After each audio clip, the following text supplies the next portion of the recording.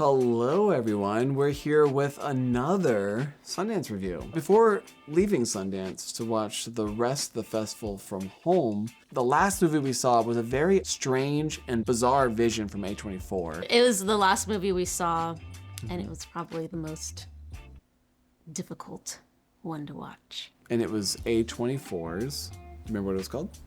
A Different Man. A Different Man. And the film is described as a psychological thriller. Personally, I viewed it more like a tragic comedy. I'll give you the hard part. Why don't you tell them what it's about? It's a movie I want to forget. But hopefully after today, it'll be the last time I have to think about it. Wow, did you hate it? I didn't hate it. It's just very disturbing and kind of hard to watch sometimes. Okay. Well, why don't you tell them what the story plot line's about and we'll get into all these. Okay. It's a very hard movie to describe. So the story centers around this man named Edward. He's a shy, aspiring actor, and he has a facial deformity. It's called neurofibromatosis. When Edward participates in a scientific or medical trial, it actually transforms him completely. And this is the part that I really detested. It's just really hard to watch. It's really gory. But anyways, it gives him a completely different face, and he now becomes like a handsome, completely different person. He doesn't have his facial deformity anymore. What happens is that he finds out that there's a casting going on, and in this casting, it's basically the perfect role for him. Because he would be playing himself. Yeah, because it's essentially, it's a play based on his life. He tries to play his old self with a mask, and it's just not working. Right, because though he connects to that character emotionally, he doesn't look like the character physically anymore. He's changed completely. Right. Yeah, it's a film that's very hard to talk about without ruining any plot points. So usually you can provide the setup of a film and the audience can kind of fill in the rest and imagine how the rest of the movie will go. This is not the type of film you can do that with.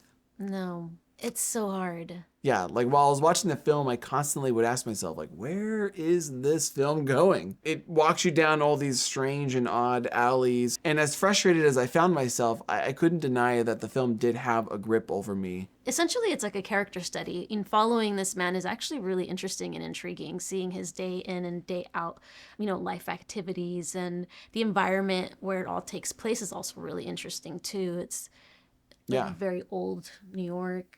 Yeah, this is from director Aaron Schimberg, who, in his Sundance bio, by the way, I love his Sundance bio, it explains that he made 2 commercially disastrous features, but the second one, Chained for Life, was well received by critics. A Different Man is his 3rd film. So this is our first Schimberg experience, and like you said, he's a New York filmmaker, and he seems very influenced by the films of New York in like the 70s and 80s. So it feels very much like a throwback film. It doesn't feel like a film of now. Even though it takes place in current times, there's like this grainy, like you described, visual aesthetic that feels like you've entered kind of like an old like Woody Allen film or Scorsese film. Yeah. Like you even mentioned during the film that it reminded you of Taxi Driver. Yeah, it reminded me of Taxi Driver, like the inside the apartment. Yeah, it's really kind of interesting, and it has a lot of character. And there's also some similarities to body horror films like David Cronenberg's remake of The Fly. In fact, when Edward gets his new face, he doesn't like hop in a machine and it comes out with a new face. It's a slow process of his flesh slowly disintegrating off his face, very much similar to something you would see in The Fly. And this is the part I really want to forget, but it keeps just coming up since we've seen it. And it's like, oh my God, when can I forget this movie and this part? Have you seen The Fly, by the way? Then you're not gonna like The Fly. You know in The Flies how they have to vomit on their food? Like there's that type of stuff. No, pass. So Edward is played by the actor, I'm forgetting his name. Sebastian? Sebastian Stan, thank you. And the first half is, he's unrecognizable because he's playing a man with a facial deformity, so he's hidden under these layers of prosthetics. I feel like the irony comes once Edward does get his new face.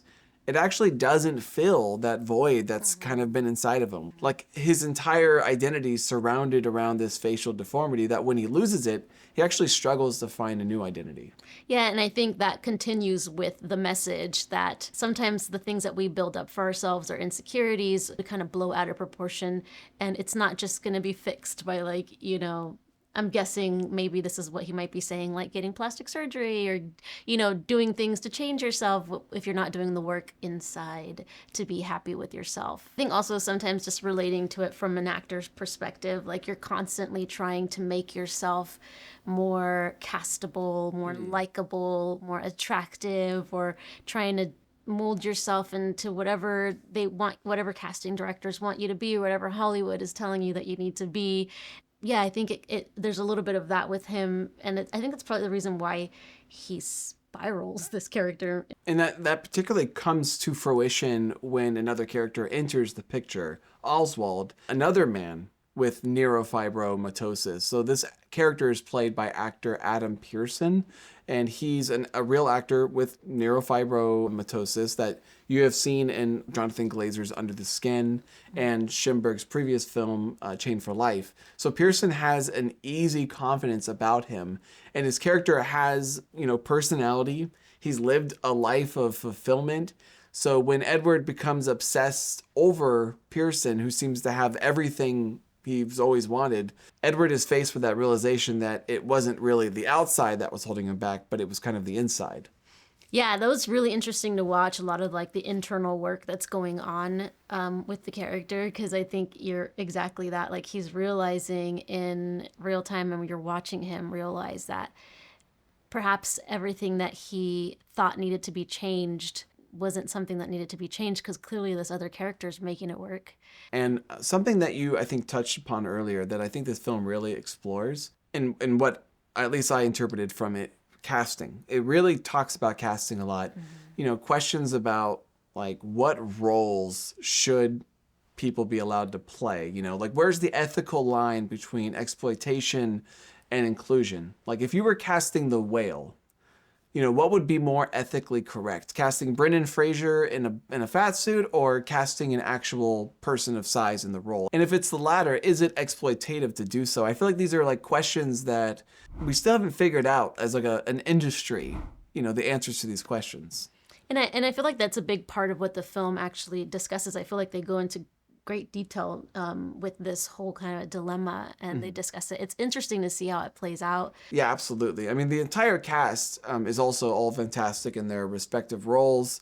Adam Pearson, as a person who has already a natural elegance and personality, I love seeing a role that's just like really brings out those qualities. I thought the score too was really perfect for this. It has a kind of a it just really fits this nightmarish world that Schimberg created, and this kind of like impending, you can't escape this tragedy vibe. Ultimately, the story twists and turns, sometimes in some very bizarre fashions. It's at times very Cronenberg-y or very Charlie Kaufman-y. The film I actually kept thinking about a lot during this movie was Coen Brothers' A Serious Man. So though sometimes the story within A Different Man felt a little like made up as it goes along, the third act kind of stalled for me a little bit and felt a little more aimless and less assured. And I don't know, I felt like what it was trying to say started to get buried underneath kind of the film's wandering story a little bit for me. I don't know that I agree. I mean, I do agree in the sense that there isn't like a very linear path to this movie. It feels untraditional in that sense, I guess. But to me, it felt more like a character study and just following this guy through his life, kind of make like poor decisions throughout. I thought it was really interesting to watch. I think there's a lot of different themes that they delve into, or like metaphors that you can pull out of the story. Did you get a sense that this is exactly the story he wanted to tell, or did you get a sense that he was making it up as he goes along? It felt loose. Felt loose. Okay. Felt free and loose, and like, let's throw that in there, and let's throw that in there, and let's go here, and let's explore this. Yeah. Ultimately, all in all, it was a very mixed bag for me, but a very interesting mixed bag. That's how I feel with the film. So I give the film an interesting 7. What would you give it?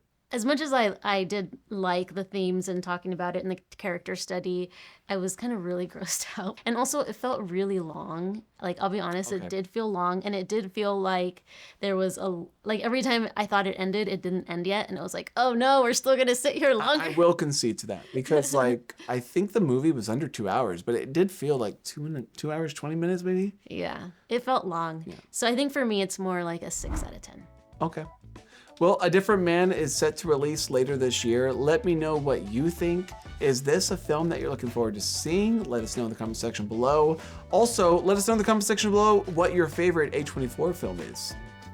Why not? So, Yeah. A few Sundance reviews will be posted soon, so feel free to hit the subscribe button. Thanks for watching, and until next time, we'll see you at the Oscars. When you said handsome Edward, I thought of handsome Squidward. Why? Have you heard of that? No. Oh, it's like a very popular kind of meme online. Oh.